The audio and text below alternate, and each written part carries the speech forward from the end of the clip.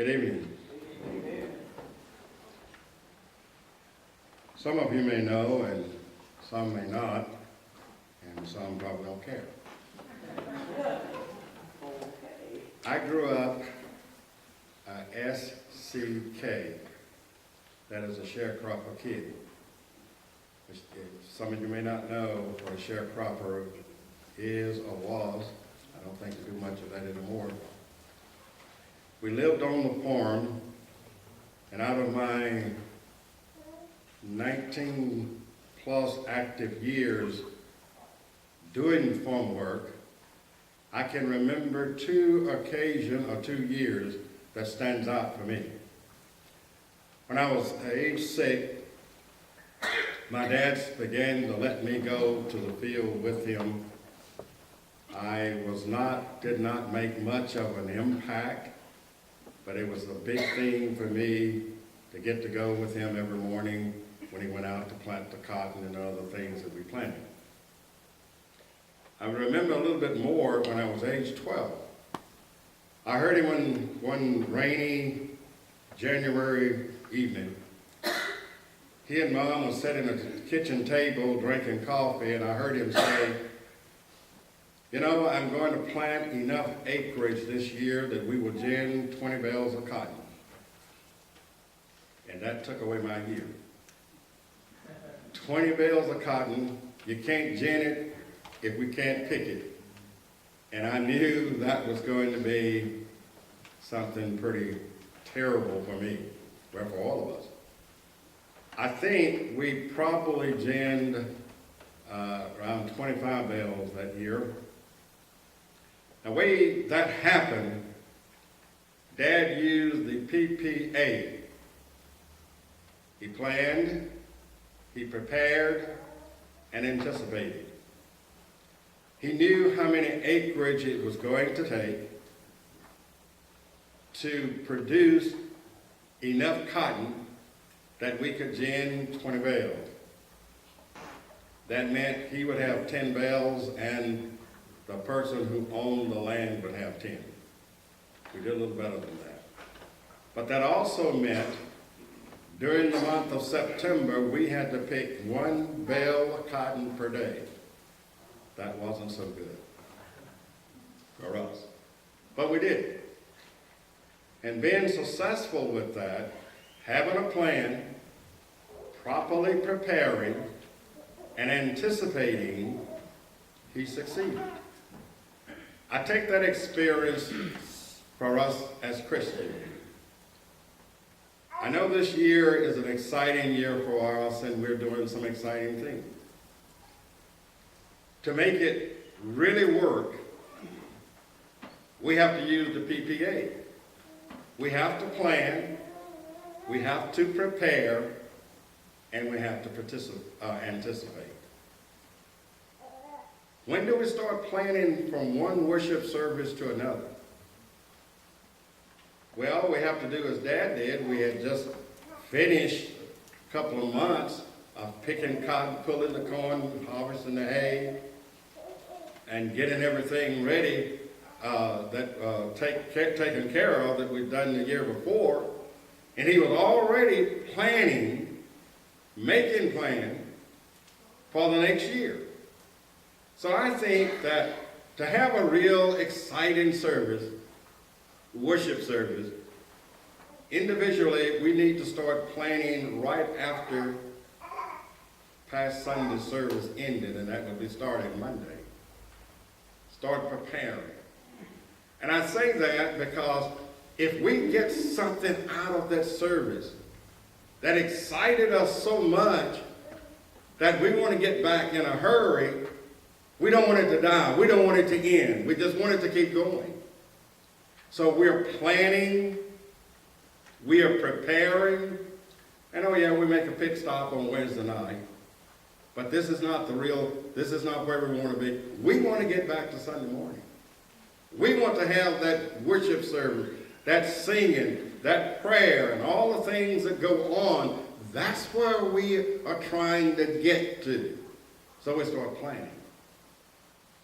You know, the Bible tells us that I was glad when they said, let's go up to the house of God, house of the Lord, rather.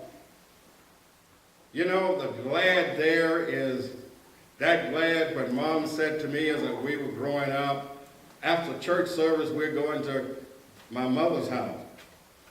That was our grandparents. And I knew my cousins was going to be there. And I knew my grandfather would have a long table set up out under a shade tree. And I knew they would fix our plates and set them on that table. And all of us, our kids, would gather around and we would eat. And as soon as we got through eating, we could run and play and do all the other fun things together. And if it was during the summer month, I knew around 3 o'clock my grandfather would call us all together because he had some watermelon. And we would go back to that table again. That's the glad. That glad. I was glad.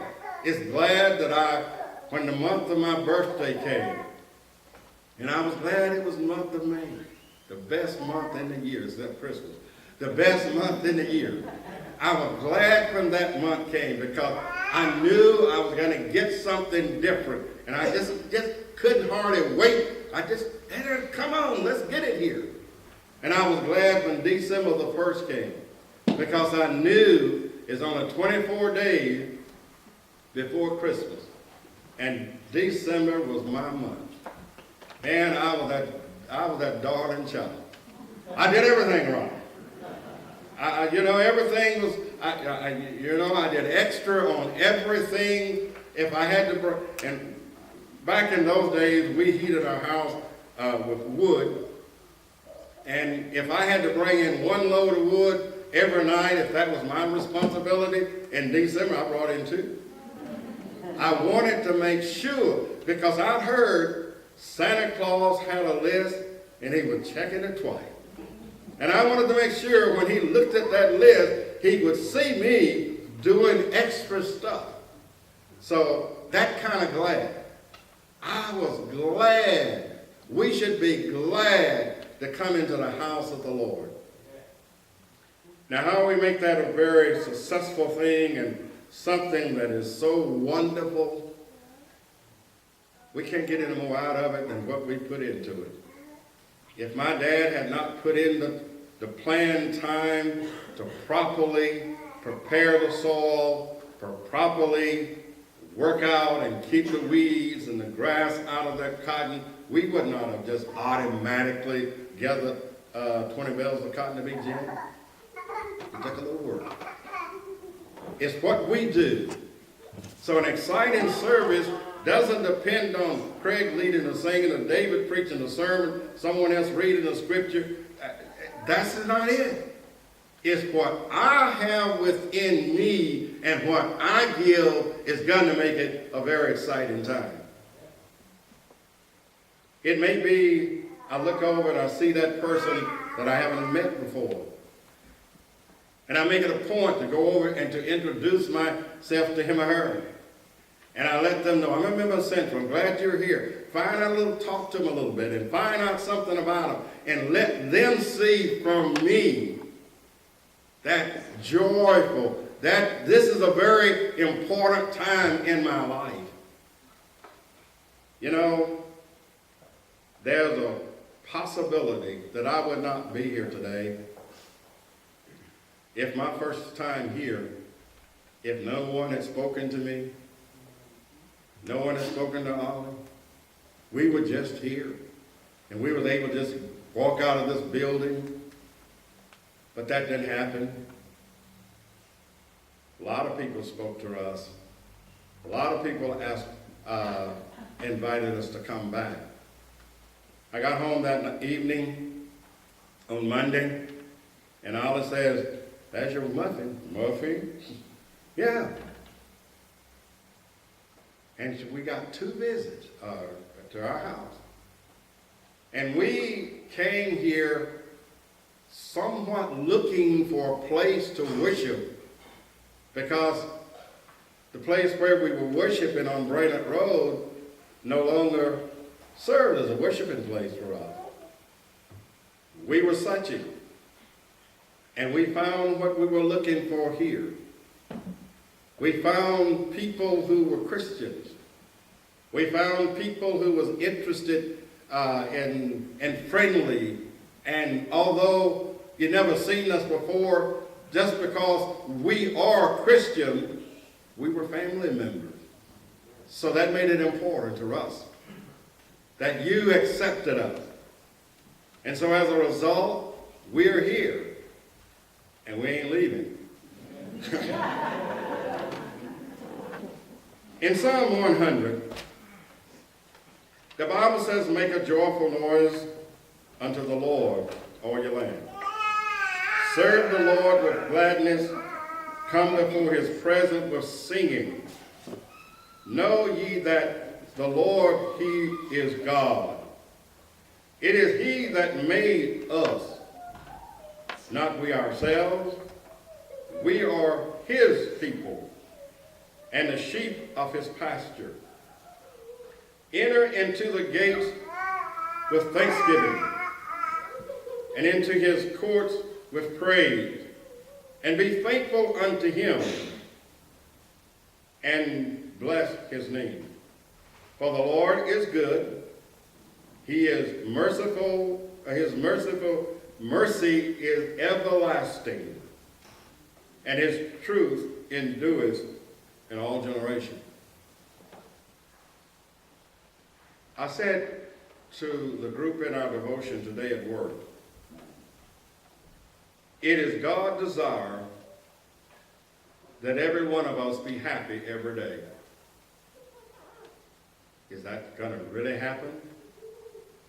Maybe so, maybe not. But I also said to them, rather one of the employees said, you know, I want to be happy every day, but some little thing come up and makes me mad, and I be mad all the time. And I said, you know, that's the key word, that little thing. Sometimes God gives us a day. This is the day the Lord has made. Rejoice and be happy. Be glad in it.